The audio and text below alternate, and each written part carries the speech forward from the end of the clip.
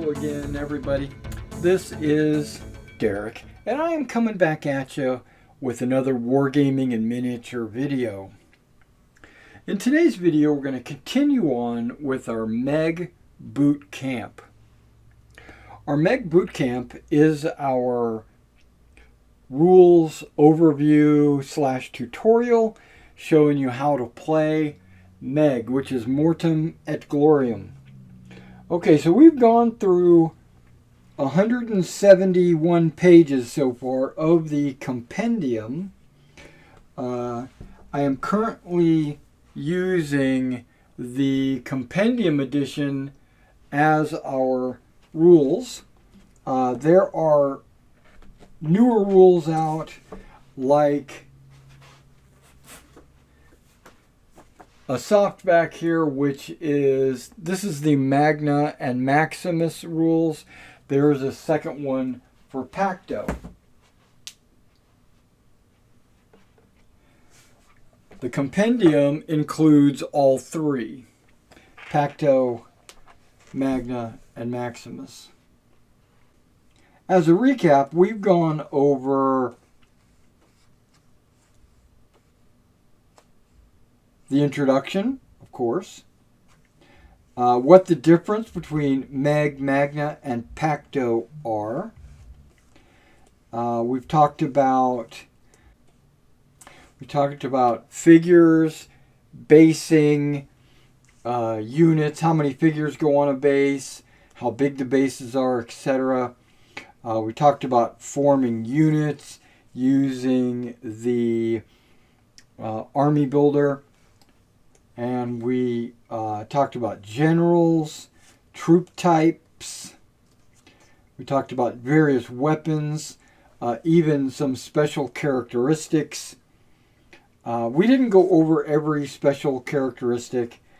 We talked about flexibles, and but those were all kind of like highlights. And then we dug deep into the pre-battle system. How to determine who the attacker and defender is, and how to determine like what kind of terrain goes on the table. We talked about how to play a turn following the turn sequence. We talked about the prompted actions table, like which command color you needed to perform certain actions.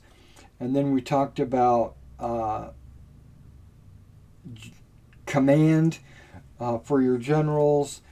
We talked about formations, what are legal formations, what are not legal formations. We talked about movement distances, the basics of movement. We talked about like dragging a sug with a tug. We talked about block moves, pushing sugs. We talked about charge responses. Like when you're being charged, you can countercharge, or you can skirmish or flee. We talked about flank and rear intercepts, shooting at chargers, engaging in melee, and then we talked about combat, right? There's really two types of combat. We talked about charges, the dice and how they're rolled, and how you determine which dice you roll for each file, what gives you your ups so that you can get so you can compare against your opponent. Supporting files. We talked about fighting in more than one direction, the effect of terrain in combat, and then we talked about shooting, right? Different types of shooters, targets, target priorities, arc of fire. We talked about their ups to determine what type of dice you roll. Casualty removal based on your wounds and whatnot. And then we talked about routes and pursuits, so breaking a tug. And then lastly, we talked about cab tests or kill a base tests and generals being able to recover wounds off of their troops. And that's where we left off. And now we are in chapter 9.9, which is campsites or camps. As you can see on the screen, we've got a couple of camps. I've got my Germanic camp here, and I've got my Roman camp here. This is a little condensed little battlefield. This is way smaller than a table. This is only like 2 feet by 1.5 feet. It's just so that I could get it all on camera, so that I could show you the basics. Okay, camps and their depiction. In Maximus and Magna, we depict a camp at the edge of the battlefield. Sacking an enemy camp can demoralize its morale, so protecting your own is important. In Pacto, we do not use camps. So if you were playing Pacto, there would be no need to build a camp. Now, a camp is 2 base widths by 3 base widths. 2 by 3. So a camp is not part of any command. It's just part of your army. A camp is not a tug.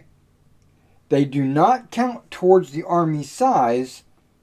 They do not cause cab tests for being broken. They may not recover wounds. And they do not stop M14 double moves.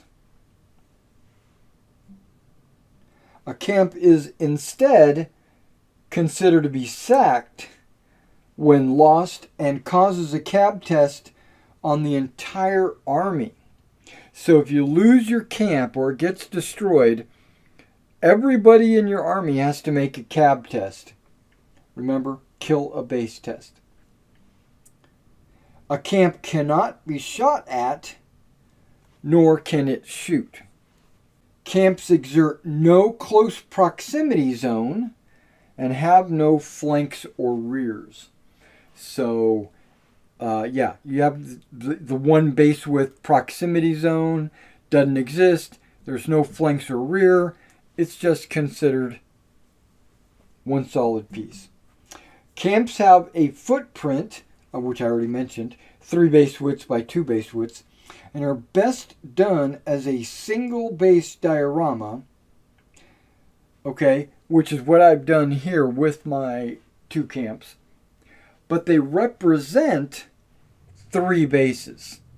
Okay, so you could have a 1 by 2, a 1 by 2, and a 1 by 2, and that would be your 3 by 2.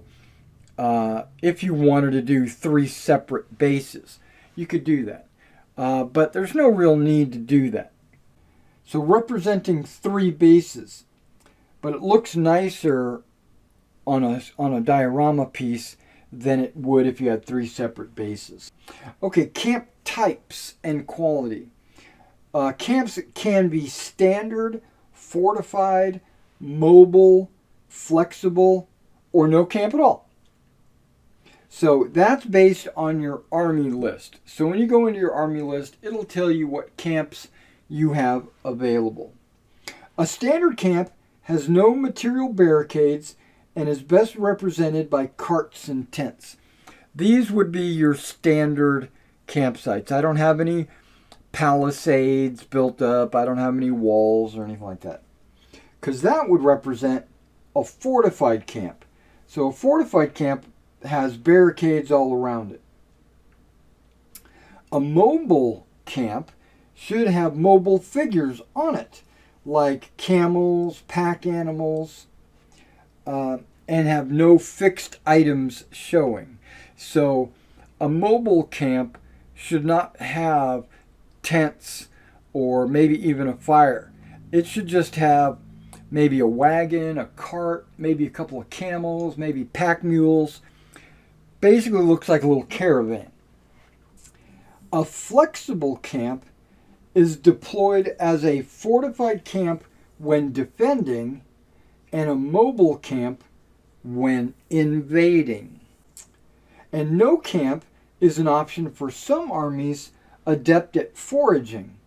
They deploy a poor mobile camp when defending and no camp at all when invading. This represents their camp being securely dispersed, distant, or not needed as they forage in small groups. Note that the no camp option has a material cost in the army builder as it takes away something you need to defend. So basically, without a camp, you don't have to worry about it, see? And so they bill you points. Now, a camp can be defended by fighting troops, and this is represented by it being upgraded from poor status to average or even superior. You would have to check your army list to determine if that's allowed. Currently, these are deployed as poor camps. You can tell this because there are no foot troops attached to the camp. Now, an average camp would have one base of foot troops attached to it. So you would just take one of your bases and place it with the camp. If you want, you can put it inside the camp, because it's only a marker. It doesn't actually exist on the table. You put one there, and it basically lets your opponent know that that's an average camp, and it's going to be a little bit harder to destroy. So when they attack it, they actually still need to attack the camp. The foot troops are just a marker showing your opponent the quality of your camp. Now, a superior camp would, guess what, have two bases attached to it, letting your opponent know it'd be very hard to take it out. These bases are simply to identify the camp as having troops within. The effect of quality of upgrading the camp. Okay, moving a mobile camp. Only a mobile camp can be moved. The rest of these camps can't be moved, and once they're placed, they're locked in, they are glued in place. But a mobile camp can be moved. Remember, it's just horses and wagons and stuff. It can make a single move in any direction by playing a red card from any general, main or ally, within command range. A general can upgrade a yellow to red if he is with the camp. And they move at the speed of battle wagons. Yep, battle wagons and mobile camps in good going can move 2 base widths. In rough ground, they move 1, and in difficult ground, they're not allowed to move through difficult ground. Okay, camp deployment. This is something to pay attention to. Camps must be deployed touching your table edge. Okay, so your table edge. Like the Germans, it's touching their table edge. The Romans, it's touching their table edge.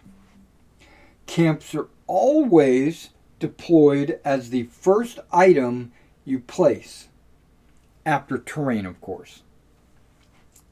Before any UGs in your army, and do not count towards any deployment quantity. So yeah, if you're supposed to place 3 units, you don't count that as one of the 3. If there is no secure flank, it must be entirely within 6 base widths of the middle of your table edge. So you have to find the exact middle of your table edge, and it has, and there's 6 base widths right there. So hypothetically, if this was the middle of your side of the table, you would measure 6 base widths, and this camp is entirely within 6 base widths of the center of either side. You can go to either side. Now that's in Maximus. In Magna, it would be 4 base widths because everything is 2/3. So that would be too far to the left, right? I would have to shift it to the right a little bit. If there is a secure flank, let's say on your right side you've got a coastline, the camp can also be placed anywhere from the center of your rear table edge to the secure flank. So you can have a camp against a coast of deep water. So if this was a coastline on this side, you could move the camp all the way to the right towards the secure flank. Put it basically in the corner of the battlefield if you want. Camps must be placed entirely in good going if it's possible. Then rough and only difficult terrain if no other options exist. So this German camp, he would not be able to place it in the woods here. It would have to be completely in good going. I mean, he could probably put it all the way up to the edge of the woods. Or if there was a woods here and a hill here, he would have to find an open spot if there is one. If not, he could put it in rough terrain, and then he can put it in difficult terrain if there's no other options. And that's how you place a camp. Pretty simple. Now, camps in combat. A camp can only be broken and sacked through combat. Remember, you can't shoot at it. And causing 2 of its 3 nominal bases to be lost. So 4 wounds. And of course, no bases are removed. So you would just have to mark the wounds on your camp until you got to 4. A fortified camp may only be attacked by infantry and elephants. Other camps can be attacked by any enemy, including skirmishers. So that's a big deal. So if you had like a fortified camp with like a palisade around it, only infantry and elephants can attack it. Your cavalry is not going to be able to attack it. Your skirmishers are not going to be able to attack it. But if it's just a standard camp with no walls or anything, or a mobile camp, or, then it can be attacked by anything. Camps never pursue, right? They're locked in place. When fighting, a camp is treated as a tug of loose, protected infantry of its grade. Poor, average, superior. It therefore gets a +2 versus skirmishers if attacked by an enemy SUG, and may therefore fend them off. It gains the claims of barricades if it's fortified. It can fight once with each of its base width frontage.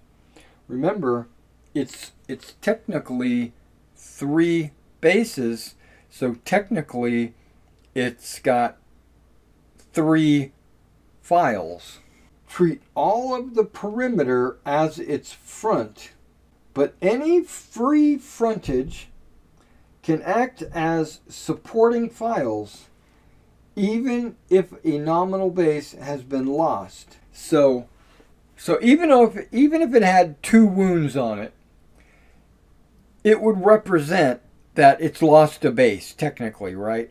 And 2 more wounds would eliminate the second base and basically sack the camp. But if the camp gets attacked, let's say like this, and it's already lost a base, it would still be allowed. Okay, better yet, let's say this. It gets attacked on two of its frontages. It still gets the 3rd frontage as a supporting file. So technically, think of it like a 3-file unit. And none of the bases get removed until you get 4 wounds. A camp cannot recover wounds as it's not an UG. Alright, losing your camp. Well, let's hope you don't lose your camp. Rule 1, don't. It is vital not to lose your camp. To do so could make your entire army stall or panic en route. A broken camp immediately counts as 1 tug towards breaking your army, so losing it may break your army immediately. In addition, a broken camp is considered to be sacked, and in turn sequence subbase 6.3, your opponent gets a cab test on every single on-table UG in your entire army. So if that was a unit, it would be that one and that one and that one all have to get a cab test.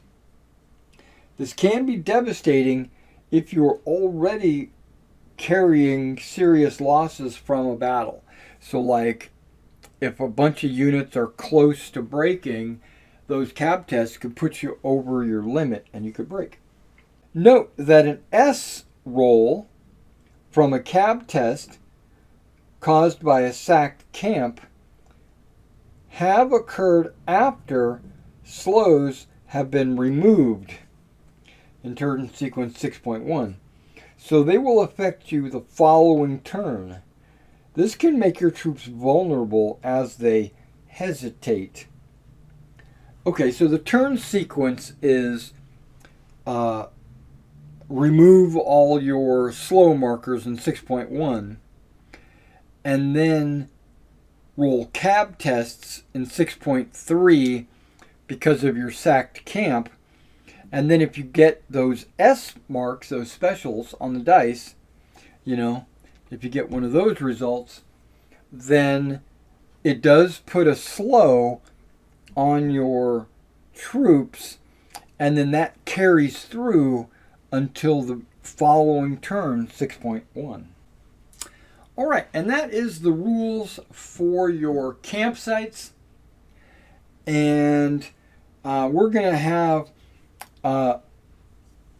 another video coming up very shortly about flank marches, ambushes, unusual troop types and actions.